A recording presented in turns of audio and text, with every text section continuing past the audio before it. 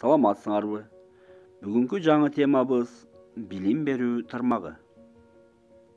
Кыргыз Республикасында рыноктук экономиканын шартына ылайыкташкан жаңы адамды калыптандырууда билим берүүнүн мааниси өтө зор.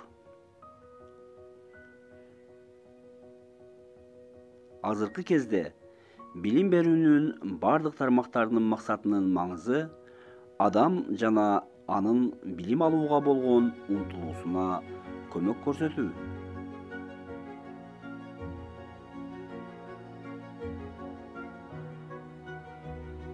Кыргыз Республикасында билим берүү мамлекеттик жана жеке менчик окуу жайлары аркылуу жүргүзүлөт.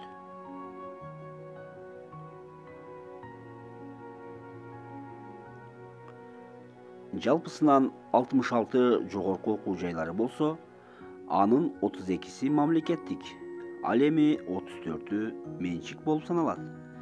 Бул окуу жайларда 200 миңден ашуун студенттер билим алат.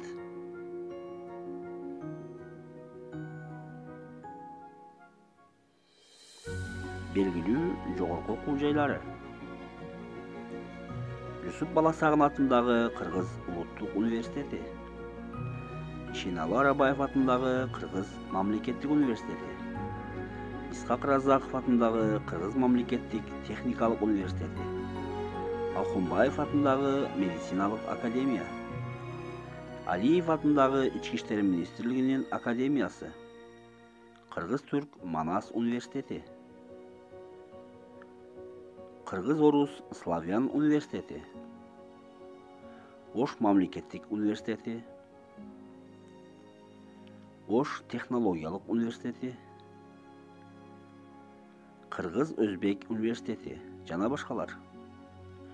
Атайын орто билим берүүчү окуу жайларынын саны 110. Аларда жалпысынан 92 миңден ашык студент билим алууда.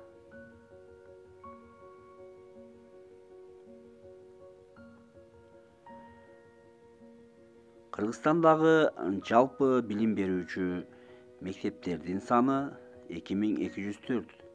Анын ичинен 1857си орто мектеп, 202 мектеп негизги, 125 мектеп башталгыч, ал эми 20 мектеп инклюзивдик билим берет. Бул мектептерде окуган окуучулардын саны 1.015.172ден ашат.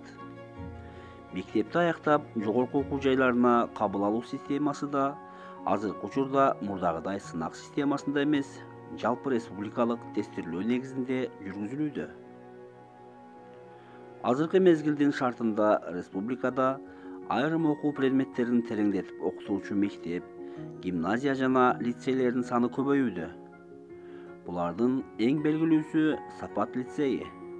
Анын 12 лицейинде окутуу кыргыз, англис жана түрк тилдеринде жүргүзүлөт.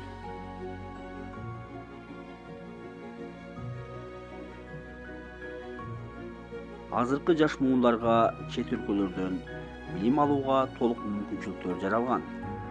Миңдеген студенттер жана аспиранттар Туркия, Америка Кошмо Штаттары, Германия, Кытай, Корея, Англия жана башка өлкөлөрдө билим алууда.